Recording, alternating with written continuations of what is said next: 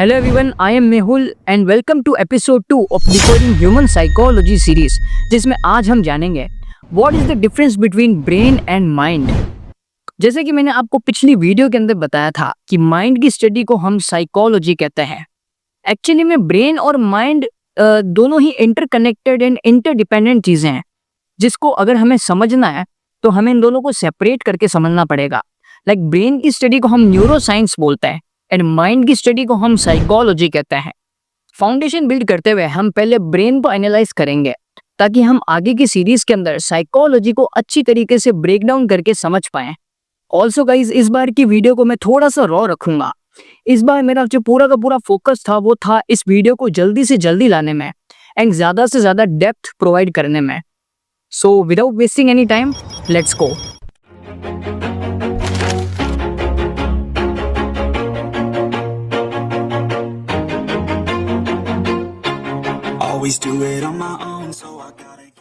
So guys, अगर हमें brain को डीपली समझना है तो हमें इसकी अंडरस्टैंडिंग को 3 पार्ट्स में डिवाइड करना पड़ेगा, जिसमें the first one is the evolution of brain, the second one is material point of view and the third and last one is brain parts and their functions.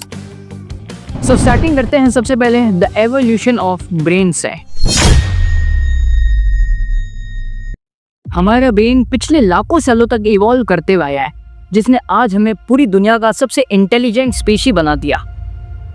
Like about 60 million साल पहले तक जो हमारे primate ancestors हुआ करते थे, उनके brain का साइज एक वॉलनट जितना था और उनका फोकस था सिर्फ और सिर्फ सर्वाइव करना। एंड देन उसके बाद में जैसे जैसे अलग अलग इन्वायरमेंटल कंडीशंस आती गई, वैसे वैसे हमारा ब्रेन अडेप्ट करना सीखता चला गया। और आज से ठीक 6 मिलियन साल पहले तक अर्ली ह्यूमन ने 2 पैरों पे चलना सीख लिया था एंड अब उनके दोनों हाथ फ्री हो चुके थे एंड वहाँ से स्टार्टिंग हो चुकी थी एक इंटेलिजेंट स्पीशी के इवॉल्व होने की।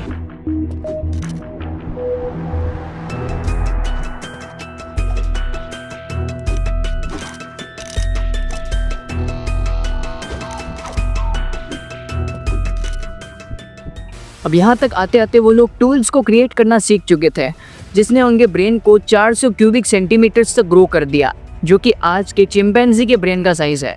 एंड आज से ठीक 2 मिलियन साल पहले तक होमो इरेक्टस, जो कि एक अनदर ह्यूमन स्पीशी थी, उसने फायर की डिस्कवरी कर ली थी, जिसने उनके ब्रेन के साइज को 1000 क्यूबिक सेंटीमीटर्स तक लाकर खड़ा कर दिया। एंड अब सोशल ग्रुप्स बनने लगे थे एंड सारे साथ में मिलके कुकिंग करते थे, जिसने उनके प्लानिंग एंड टीम वर्क करने की जो एबिलिटी है उसको बूस्ट किया।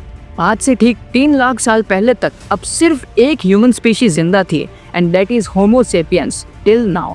आज के ह्यूमन ब्रेन का साइज 1350 क्यूबिक सेंटीमीटर का है, जिसने आज लैंग्वेज को मास्टर कर लिया है एंड कॉम्प्लेक्स सोसाइटीज बिल्ड कर दी है। आज का ब्रेन खुद को किसी भी एनवायरनमेंट के अकॉर्डिंग अडेप्ट कर सकता है, जिसकी स्टडी को हम आज न्यूरोप्लास्टिसिटी कहते हैं। मतलब आज हम हमारे ब्रेन को किसी भी चीज़ के लिए ट्रेन कर सकते हैं टू बिल्ड हैबिट्स और टू फोकस। हमारा ब्रेन 3 पाउंड का एक सिंपल ऑर्गन है, जो कि 73% पानी का बना हुआ है, जिसका पर्पस है सेल्स को हाइड्रेट रखना ताकि वो बेटर तरीके से फंक्शन कर सके।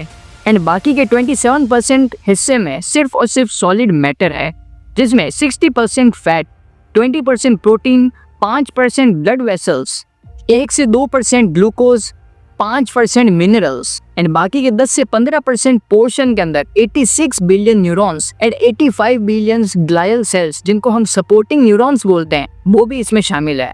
मतलब इतना सब सुन के हम ये कह सकते हैं our brain is like a power house. हमारे ब्रेन के अलग अलग पार्ट्स अलग अलग रोल्स प्ले करते हैं। जैसे हमारा प्रीफ्रंटल कॉर्टेक्स एक sense of self control feel करवाता है, better decision and better planning में हमारी हेल्प करता है। अमिगडाला हमारे सारे इमोशंस को रेगुलेट करता है। हिपोकैम्पस हमारी मेमोरी को स्टोर करने में एंड किसी भी पर्टिकुलर स्किल या फिर इवेंट को रिकॉल करवाने में हमारी हेल्प करता है। सेरिबेलम, जो कि हमारे ब्रेन का बैकवर्ड पार्ट है, वो हमारी मूवमेंट्स एंड बैलेंस को कंट्रोल करने में हमारी हेल्प करता है एंड हमारे लिए वॉकिंग एंड डांसिंग को और ज़्यादा स्मूथ करता है।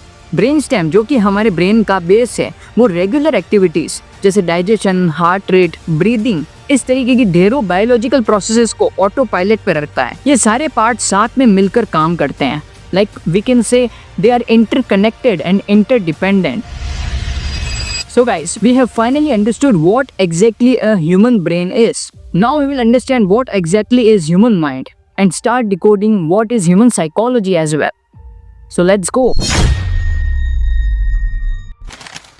What is mind?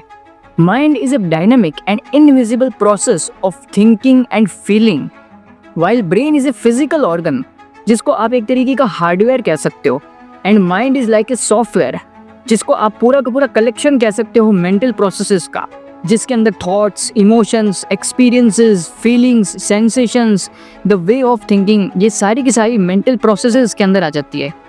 एंड इस पूरे के पूरे बंडल को आप मेमोरीज कह सकते हो। एंड यहाँ पर जाकर हर एक इंसान एक दूसरे से अलग हो जाता है। यहाँ पर ही जाकर अलग अलग आइडेंटिटीज बनती है, अलग अलग पर्सनैलिटीज बनती है। एंड इसी लेवल पर हर एक इंसान एक दूसरे से जेलस फील करता है, एक दूसरे पर गुस्सा करता है, क्योंकि सबकी कंडीशनिंग अलग अलग है, सबकी ट्रिगर पॉइंट्स अलग अलग है। कोई अपने इमोशंस को सप्रेस करता है, कोई खुलकर जीता है। एंड इसी लेवल पर पूरी की पूरी ह्यूमैनिटी इंडिविजुअली एक दूसरे से सेपरेट हो जाती है। एंड यहीं से स्टार्टिंग होती है साइकोलॉजिकल सफरिंग की। तो यहाँ पर क्वेश्चन ये आता है कि हमारा पूरा का पूरा जो माइंड होता है वो आखिर काम कैसे करता है, हाउ द माइंड वर्क्स। इसकी स्टार्टिंग होती है सेंसरी इनपुट से, मतलब परसेप्शन। लाइक जो भी आप देखते हो, जो भी आप सुनते हो, मतलब किसी भी तरीके की इन्फॉर्मेशन जो आप अपने एनवायरनमेंट से परसीव करते हो। जैसे फॉर एग्जांपल कोई आपको बोलता है you are not good enough, then आप इस इनपुट को इंटरप्रेट करते हो एंड वहाँ से जनरेट होता है थॉट। अभी मैं जैसे आपसे वर्बली बात करता हूँ, ठीक उसी तरीके से हम भी अपने अंदर वर्बली बात करते हैं। उस वर्बली बात करने को ही हम थिंकिंग बोलते हैं। Thinking is nothing but the chain of thoughts and the thought is a word associated with an image. And जब भी आप किसी भी चीज़ के बारे में या किसी भी इंसान के बारे में अपने अंदर ही कुछ बोलते हो, देन उस बोलने के बाद में जनरेट होते हैं इमोशंस। अब ये आप पे डिपेंड करता है कि आपकी थिंकिंग, मतलब आप जो अपने अंदर वर्बली बोलते हो वो आप किस तरीके का बोलते हो। अगर आप खुद को नेगेटिव चीज़ें बोलते हो तो वो नेगेटिव इमोशंस को ट्रिगर करता है, जैसे sadness, anxiety, anger. And if अगर आप पॉजिटिव चीज़ें ज़्यादा बोलते हो तो वो पॉजिटिव इमोशंस को ट्रिगर करता है, जैसे पीस, कामनेस, जॉय, इटीसी। अब जिस तरह की इमोशंस होंगे उसी तरीके की फिजिकल रिएक्शंस होंगी, जैसे हार्ट रेट में चेंजेस होना, पोस्चर, एक्सप्रेशंस का बदलना। अब ये परसेप्शन से लेके सेंसेशन तक का ये जो पूरा का पूरा लूप है, इस पूरे के पूरे एक लूप को हम कहते हैं एक्सपीरियंस। एंड इफ अगर हम इस तरीके के ढेरों एक्सपीरियंसेस को मिलाते हैं तो वो बनती है मेमोरी, या और you can say mind. Now जब हम प्रैक्टिकली अपने माइंड को ऑब्जर्व करते हैं कि ये किस तरीके से काम करता है, तब हमें पता चलता है कि हम कैसे अलग अलग सिचुएशंस में अलग अलग रिएक्शंस देते हैं। एंड ये ऑब्जर्वेशन हमें और ज़्यादा अवेयर बनाती है। एंड अब जैसे जैसे हम अपने माइंड को समझने लग जाते हैं, वहाँ से स्टार्टिंग हो जाती है माइंड को कंट्रोल करने की। एंड माइंड को सिर्फ एक ही चीज़ कंट्रोल कर सकती है, एंड दैट इज़ इंटेलिजेंस।